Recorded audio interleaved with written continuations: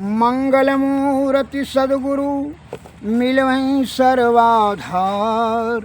मंगलमय मंगल करनो बिन बहु बारंबार। देशवासियों को मेरा हार्दिक अभिनंदन। हे हमारे देश के प्यारे सज्जनों, बूढ़े बच्चे और नौजवान, हमारे ज्ञानियों ध्यानियों मुनि महात्माओं ने, आदि विद्वान वैद्यगणों ने हमारे सुख समृद्धि और शांति के लिए नाना प्रकार का ज्ञानवर्धक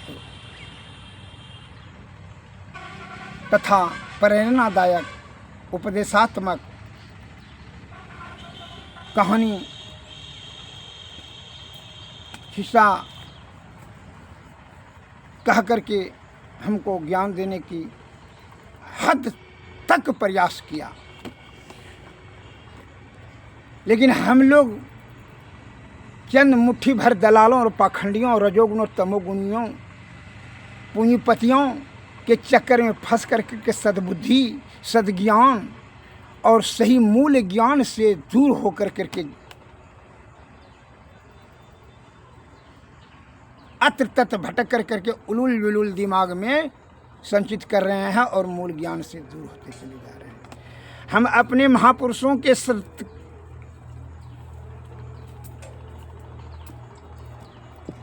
सार शब्द को समझ नहीं पा रहे हैं। उन्होंने क्या कहना हमको चाहा।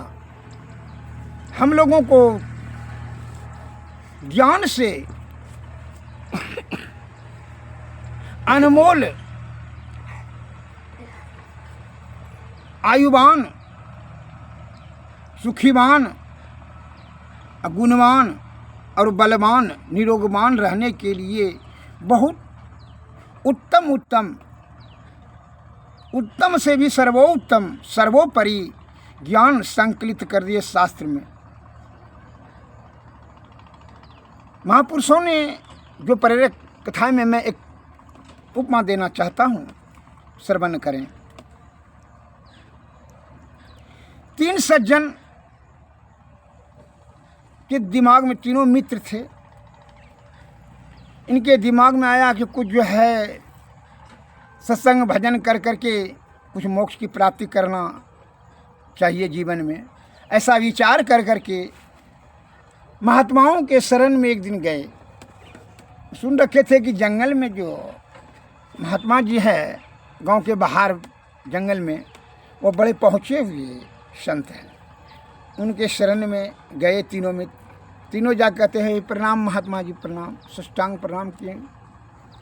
महात्मा जी ने कहा ठीक, खुशी रहो, बोलो क्या उद्देश्य है, क्या उद्देश्य लेकर के यहाँ हमारे कुटिया में पधारे हो। वो तीनों ने कहा कि महात्मन प्रभु भगवान, हम आपके चरण में रह करके आपका सेवा करना चाहते हैं और सत्संग भजन इत्यादि तपस्या करके मोक्ष प्राप्ति करने की इच्छा रखते हैं। क्योंकि उत्तम विचार है। महात्मा जी ने कहा बड़ा उत्तम सोच है। ये ऐसा उत्तम सोच तो ये ईश्वर की बड़ी आसीन कृपा है जो इतना उत्तम विचार उत्पन्न हुआ मस्तिष्क में। ठीक है, बैठ जाइए। तीनों को बैठने के लिए कहा ठीक है आते हैं। अब तीनों का जो है परीक्षा लिया जाएगा, तभी जो है कुछ दीक्षा देंगे, गुरु मंत्र देंगे, तब जो है आपको मार्गदर्शन करेंगे, तब धर्म के रास्ते पर चलते हुए आप मोक्ष की तरफ बढ़ेंगे। क्या जी गुरुदेव। महात्मा जी उधर कुटिया में घुसे। एक तो को बुलाया, एक चेला को, इधर आ जाओ जी। कुटिया में भीतर घुस गए।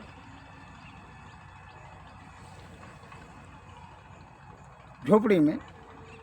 तो वह जब घुसे तो उनको एक तो चला आया, इधर आइए। एक ठो को बुलाया तो बोला एक ठो कबूतर हाथ में दे दिया, एक ठो चाकू दे दिया। बोला कि इसको जहाँ कोई नहीं हो उसको काट करके लेकर के आओ।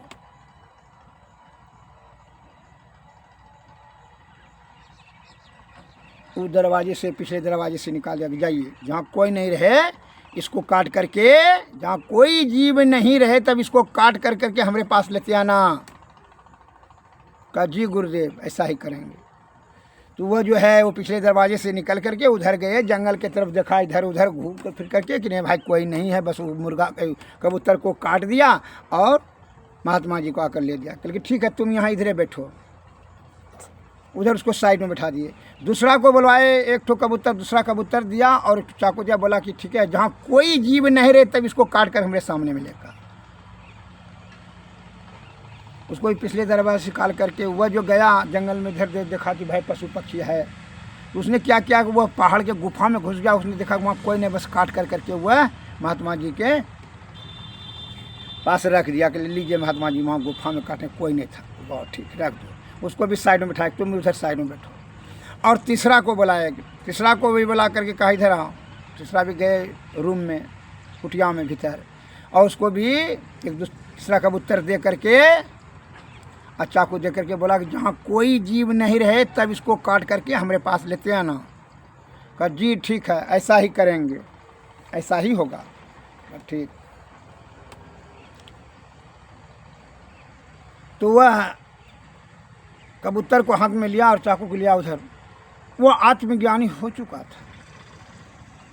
उसने महात्मा जी का शब्दों को गंभीर से विचार विमंथन किया। अपने विवेक से वह जान गया कि महात्मा जी इसको काटने के लिए नहीं कह रहे, क्योंकि उनका कहना है कि जहाँ कोई जीव नहीं रहे तब इसको काटना। तो जीव तो कबूतर है, ये है, और जहाँ जाएंगे तो मैं भी एक जीव हूँ तो मैं भी रहूँगा।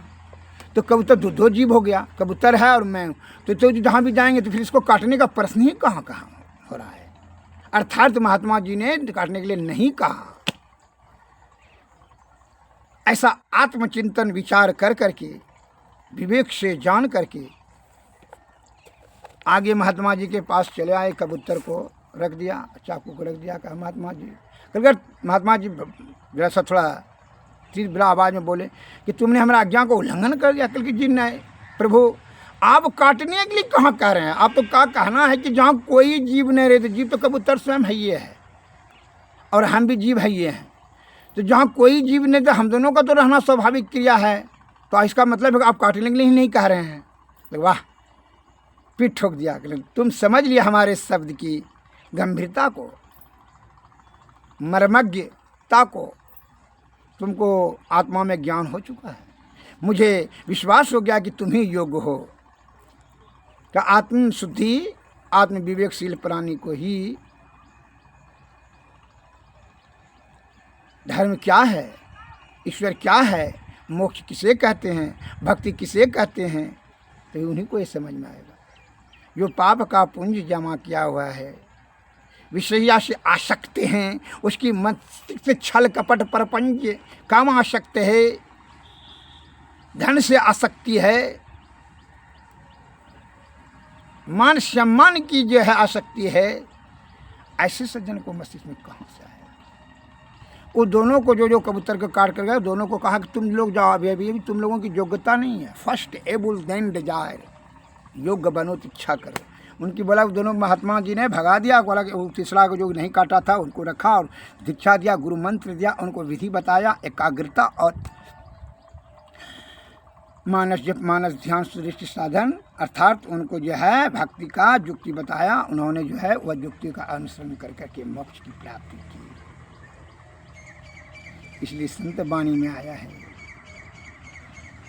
ज्ञानी मारे ज्ञान से, बेहुदा मारे थी, सदगुरु मारे सब से, भिन्न सकल सकी।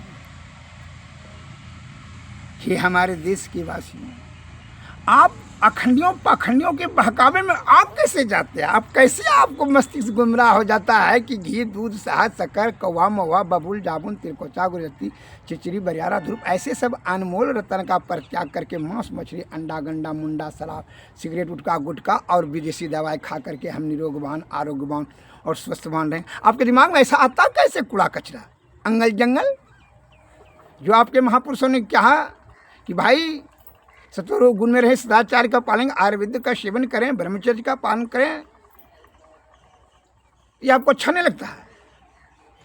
और उसने कहता है चाय खाओ, बीड़ी खाओ, तम्बाकू खाओ, नशाओं खाओ, मांस खाओ, मछली खा, अंडा का प्रोटीन मिलेगा, कैरोटीन मिलेगा, तुम बहुत बड़ा बलवान बनेगा, बड़ा स्वस्थवान बनेगा, ऐसा कहा आपने मान लिया। तो पहले उसी को बोले तो पहले तुम ही खा करके तुम, ये बहका रहा है हमारे मस्तिष्क से पैर, हमारे भोले भाले मस्तिष्क को गुमराह कर कर करके वो अपना राज चल रहा है। धन बटोरने की उनकी कामना है, इसलिए गुमराह कर रहा है। अब मछली बेचने वाले से हम पूछें कि भाई घी 5 किलो लेंगे, कहाँ मिलेगा, तो मछली बेचने वाला क्या बोलेगा? वो तो बोलेगा तो 10 किलो मछली पहले खाना, तुमको कितना शक्ति दे, पूरा एकदम शक्ति बन करेगा, ताकत। वो तो अपना बेचना है उसको मछली। और आप हैं कि जो है उसके बहकावे मारते हैं तो थैसिस दे देगा कि जो है ना घी तो डलडा मिला रहता है, 2 नंबर आता है, 3 नंबर आता है, और उसका मछली तो ओरिजिनल है। आपका दिमाग भ्रम में पड़ गया है। इसलिए आप पहले शुद्ध चित्त आत्मा से विचार की शुद्धि किए लिए दूसरे के बहकावे में नहीं आइए। आत्मज्ञान को, आत्मचिंतन कीजिए, आत्मज्ञान को प्रकट कीजिए और उसी को अमल कीजिए। इसलिए विलियम वर्ड्सवर्थ ने कहा, एवरीथिंग से melts before that internal radiance. जो प्रबल जिज्ञासा है उनकी सभी समस्याओं की समाधान अंतःकरण इंद्रियों में हो जाती है। भीतर से सोचो कि जो मछली खाने के लिए बता रहा है, अंडा मुंडा गंडा खाने के लिए खा रहा है, बता रहा है, विदेशी दवाई खाने के लिए बता रहा है, वो क्या हमको सही सद्बुद्धि दे रहा है? हमारा दिमाग तो दुर्गुण से भर रहा है, जिसके कारण से नाना प्रकार का साइड इफेक्ट हो जाता है, हमारा सब धातु दूषित हो जाता है। मैं आपसे पूछना चाहता हूँ कि जो अंडा खाया और जो आंवला खाया, तो आप खुद बता दीजिए कि निरोगवान और आरोग्यवान, बलवान, दीर्घायुवान कौन रहेगा? अंडा खाने वाला रहेगा कि आंवला खाने वाला रहेगा? खुद आप बता दीजिए।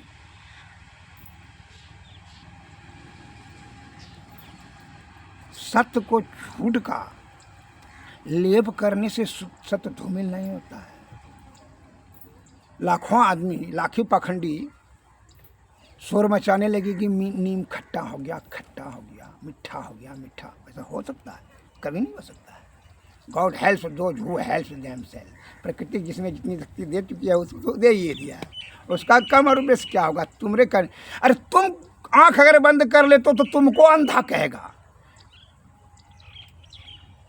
और तुम शोर करने लगते हो, रात हो गया, अरे तुम अंधा हो गया हो। तुम आयुर्वेदिक का आलोचना करते हो तो इसका मतलब आयुर्वेदिक का प्रभाव क्षीण थोड़ी हो गया है। जब तक कि सूर्य अस्त नहीं हो जाता अंधकार नहीं हो, रात्रि नहीं आएगा।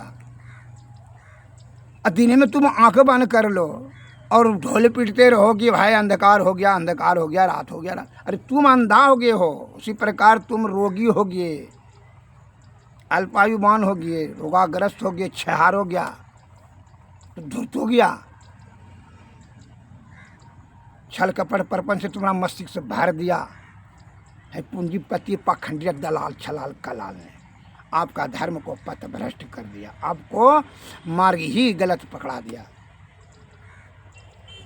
इसलिए अच्छा बात आपको अच्छा नहीं लगा, मूल ज्ञान से दूर होते हैं, उलूल विलूल ज्ञान आपके मस्तिष्क में भर दिया। रामायण में तुलसीदास जी ने लिखा है कि जाको प्रभु दारुण दुख दई, ताके मति पहले हर लेई। मति गति श्रुति भूति भलाई। आप मति को पहले स्थिर कीजिए, बुद्धि को जो है अंतःकरण इंद्रियों से चेतना शक्ति को जागृत करें, तभी आपको जो है ना अस्थाई, चिरस्थाई, स्वस्थवान, निरोगवान, आरोग्यवान और दृढ़वान रहें। तभी धर्म, अर्थ, काम और मोक्ष की प्राप्ति करने में आप सामर्थ्यवान रहेंगे। मैं आपको निरोगवान रहने के लिए जो हमारे आदि विद्वान वैदिकजनों ने शास्त्र में भैंसा जतनावली में कहा, मैं उसके अनुसार से आपको एक भस्म प्रकरण का मार्गदर्शन कर रहा हूँ। देखो भैंसा जतनावली दिखा करके देख लीजिए, आपके सामने में रखी हुई है, जिसमें किसमें बताया गया है आपको हम दिखा देते हैं और पढ़ करके सुना भी देते हैं। कामदेव घृत, इसका संस्कृत में है, देख लीजिए आप, भैंसा जतनावली है, संस्कृत में हम पढ़ करके इसका हिंदी भी टीकाकरण किया गया है, इसमें पढ़ करके सुना देते हैं। आप घर में दवा बनाकर सेवन कीजिए, यही हमारी हार्दिक कामना है। पाखंडियों के बहकावे में न बहकिए। अब बहुत जो है ना, आपका मस्तिष्क गुमराह कर दिया है, भटक गया है। अश्वगंध 100 पल, कामदेव घृत इस औषधि का नाम, इस सभी कम्बाइनेशन बता रहे हैं। अश्वगंध 100 पल, गौखरू 50 पल एवं शतावर, विधारी कंद, सालपर्णी, खरेटी, पीपल के वृक्ष के अंकुर, कमलगट्टा, पुनर्नमा, कुंभेरे के फल और उड़द के प्रत्येक औषधि 10-10 पल लेवें। सबको एकत्र कूट कर 4 द्रोण जल लेवें। जब पकते पकते चौथाई भाग जल शेष रह जाए तब उतार करके छान लेवें। फिर इस क्वाथ में कौन कौन क्वाथ में दाख, पदनाख, कूट, पीपल, लाल चंदन, सुगंध वाला नाग के सर, कोच के बीज, नील कमल, दोनों सरीवा और जीवनी, यज्ञनी, समस्त औषधियाँ, जीवक, रीवक, सिद्धि, रिद्धि, मैदा, महामैदा, काकोली, छिड़काकोली, मुगबन और मशबन, ये प्रत्येक औषधि को 2-2 तोले मिश्री, 9 तोले पोंडे के गन्नों का रस, 1 आढ़क दूध, 4 प्रस्थ और घी 1 प्रस्थ डालकर मंद मंद अग्नि के द्वारा धीरे धीरे विधि पूर्वक घृत को सिद्ध करें।